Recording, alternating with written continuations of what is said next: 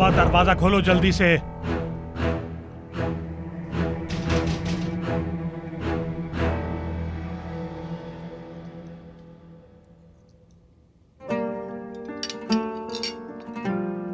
शुक्रिया, तुम्हारा खाना बहुत अच्छा है।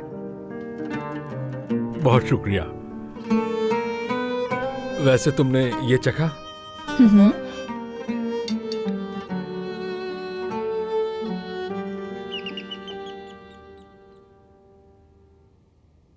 अल्लाह खैर करे। इस वक्त कौन आ गया?